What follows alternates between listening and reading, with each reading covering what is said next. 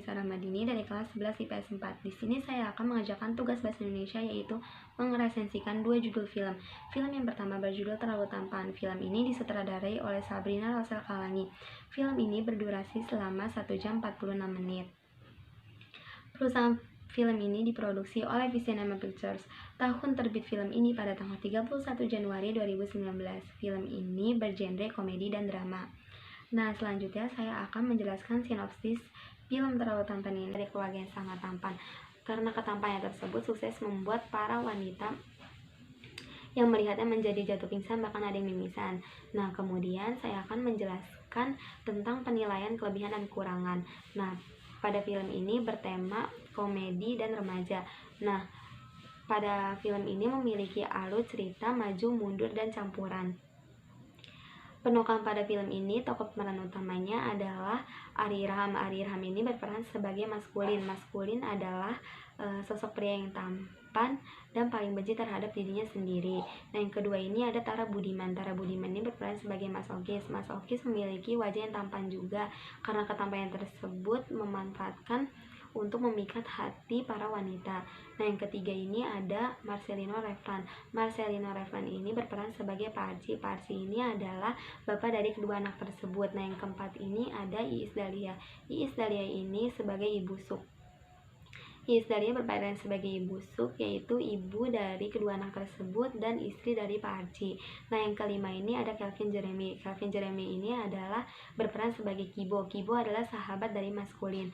Nah, yang keenam ini ada Rachel Amanda. Nah, Rachel Amanda ini adalah yang disebut dengan Rere. Rere ini wanita yang sangat cuek terhadap ketampanannya maskulin. Nah, yang selanjutnya ini ada Nikita Willy. Nikita Willy ini berperan sebagai Amanda. Nah, Amanda ini adalah sosok wanita yang paling cantik di sekolah khusus cewek. Masuk dalam plot cerita tersebut, Witing Tresno Jalaran Soko Kulino yang disebut dengan maskulin. Maskulin ini adalah pria yang terakhir dari keluarga yang sangat tampan. Karena ketampanannya tersebut sukses membuat para wanita yang melihatnya menjadi jatuh pingsan. Trauma dengan ketampanannya, maskulin memutuskan untuk berkurung diri di rumah dan melakukan homeschooling. Orang tuanya pun merasa khawatir dan tega melihat anaknya tersebut. Nah, karena itu orang tuanya pun melakukan rencana. Karena rencana itu berjalan dengan lancar, akhirnya maskulin memutuskan hari itu juga untuk tidak berkurung diri di rumah. Nah, tetapi pada saat maskulin menyetujui bahwa ia harus disekolahkan di sekolah umum, tapi dengan satu syarat, dia harus sekolah pada khusus cowok.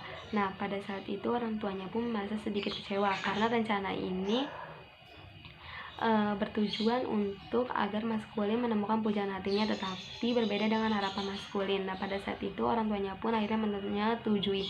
Keesokan harinya maskulin ini diantarkan oleh Mas Oki sampai ke sekolah. Nah, pada saat di sekolah, maskulin tidak mau membuka helmnya sampai di dalam kelas. Akhirnya mau tidak mau guru tersebut menyuruh membuka helm tersebut. Maskulin pun membuka helm tersebut. Pada saat itu juga guru itu menjadi jatuh pingsan, langsung dilarikan ke rumah sakit. Nah, kenapa maskulin heran kenapa setiap orang yang melihat kegantengannya ini ada yang jatuh pingsan, bahkan ada yang sampai mimisan. Nah, maka dari itu maskulin merasa heran dan benci terhadap dirinya sendiri.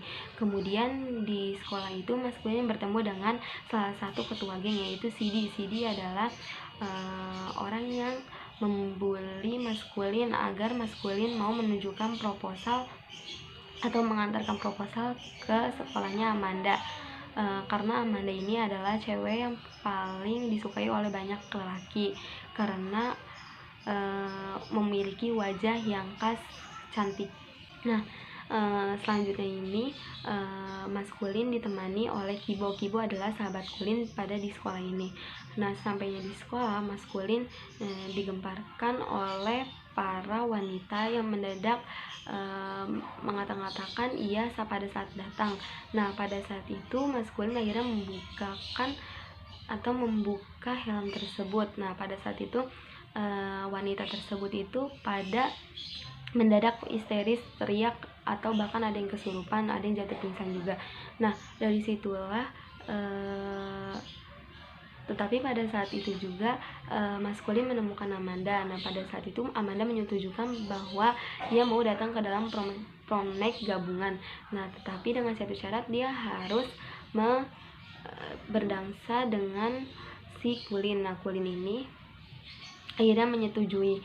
Nah pada saat itu juga karena kelebayan yang melanda pada siswi tersebut yang mendadak menjadi histeris karena melihat ketampanannya Kulin, akhirnya Kulin pun masuk ke dalam berita TV tersebut. Nah hal ini dijadikan atau dimanfaatkan oleh orang tuanya untuk membuat acara. Pada saat itu acaranya yaitu The True Life of Mas Kulin, di mana acara ini orang-orang atau cewek-cewek bisa menemui Mas Kulin dan bahkan bisa melihat foto-foto Mas Kulin pada masa dahulunya.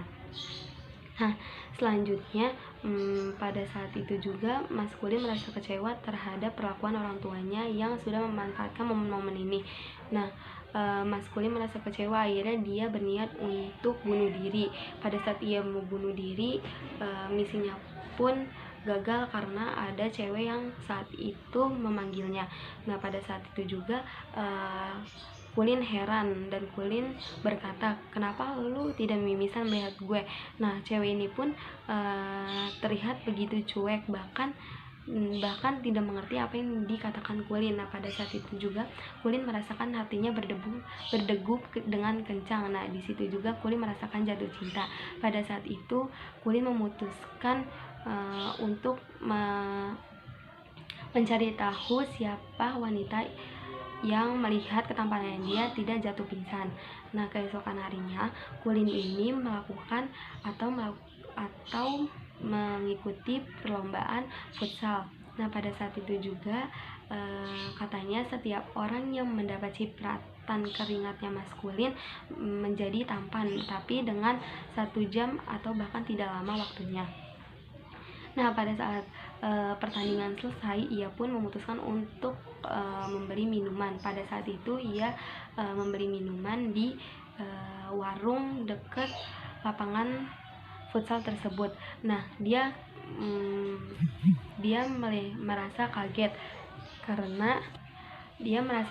karena melihat sosok yang ia cari-cari akhirnya ada, yaitu Rere. Rere ini adalah penjaga warung di warung dekat pinggir lapangan futsal ini. Nah akhirnya Mas Kulin pun membeli minuman tersebut. Datanglah seorang Kibo. Kibo ini ternyata sudah kenal dengan Rere. Nah keesokan harinya Kibo pun menjalankan misi-misinya untuk mengetahui siapa itu Rere sebenarnya. Nah pada saat itu datanglah wanita yang paling cantik ini ke sekolahnya si Kulin. Nah si Amanda ini mengundang Kulin agar datang ke dalam acara ulang tahunnya, tetapi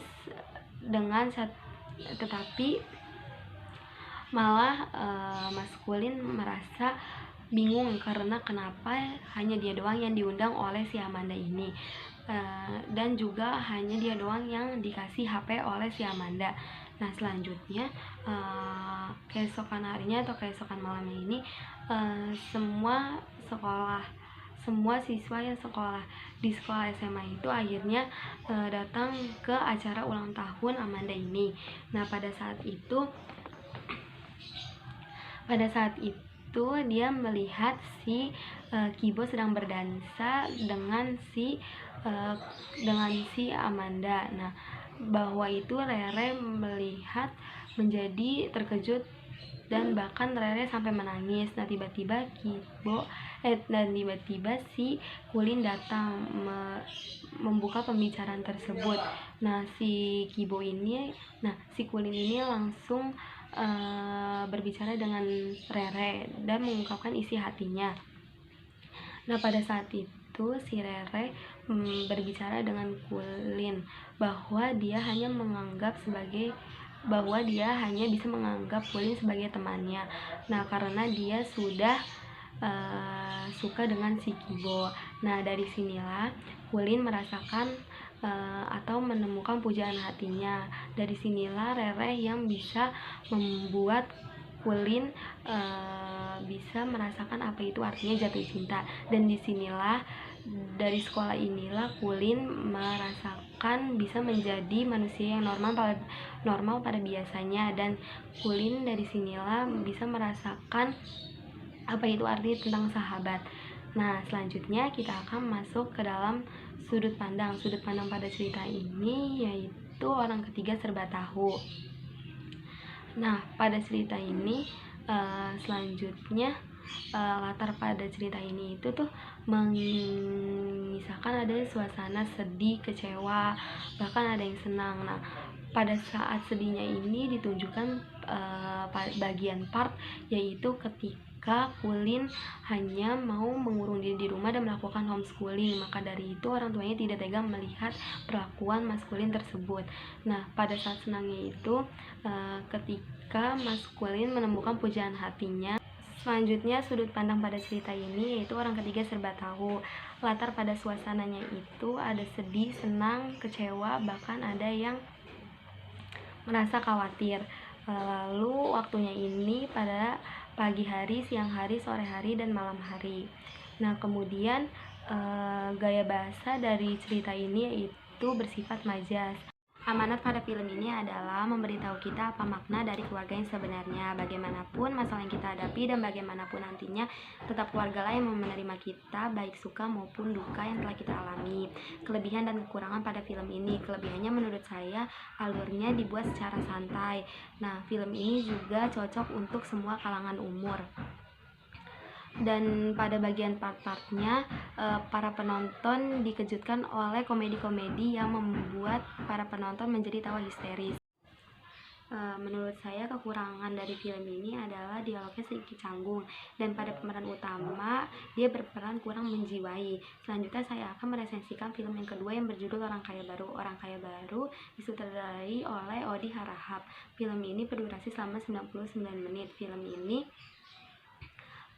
terbit pada tanggal 24 Januari 2019. Perusahaan film ini diproduksi oleh Screenplay Film dan Legacy Pictures. Nah, selanjutnya saya akan menjelaskan sinopsis film tersebut. Film ini mengisahkan sebuah keluarga yang mendadak menjadi orang kaya. Nah, pada saat ini awalnya mereka tidak tahu bahwa dia adalah orang yang berasal dari orang kaya atau orang yang sangat kaya raya.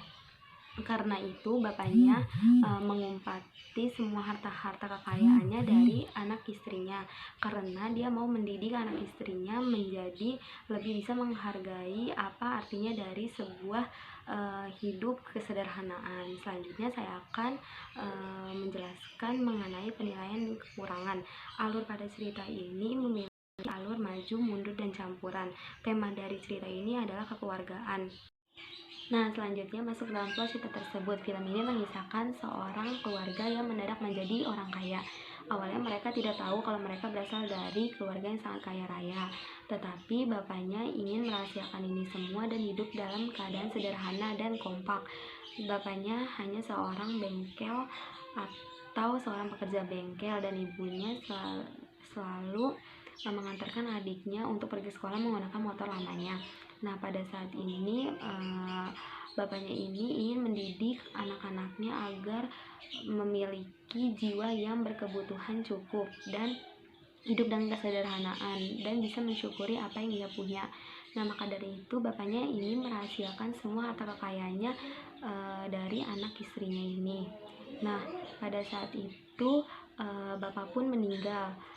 Pada saat bapak meninggal, keesokan harinya ibu pun mengobrol dengan anak-anaknya bahwa ia ingin menjual rumahnya agar anak-anaknya bisa bersekolah. Tetapi Kak Tika dan Kak Duta ini tidak mau, karena dia tidak mau menjual rumah tersebut, lebih baik dia berhenti kuliah. Pada saat itu ibunya itu pun menolak. Tiba-tiba datang seorang pengacara, ia menunjukkan video tersebut. Video itu berisikan seorang bapaknya yang telah menunjukkan harta kekayaannya, bahwa itu dirahasiakan agar mereka memiliki jiwa penuh bertanggung jawab pada apa yang telah ia miliki dan memiliki rasa merasa cukup apa yang terhadap ia miliki sekarang ini. Dengan kesederhanaannya membuat ia hidup menjadi lebih berarti. Nah, mau tidak mau hari itu juga ia mendadak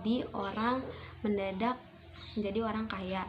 Nah, pada saat itu ia pun akhirnya berfoya-foya menghambur-hamburkan duit tersebut untuk membeli mobil, membeli rumah, dan lain sebagainya. Nah, pada saat itu juga namun berbalik lagi seperti semula, ia borosannya atau karena keteledorannya ia terhadap uang tersebut, akhirnya ia menjadi jatuh miskin kembali dengan hidup kesederhanaannya.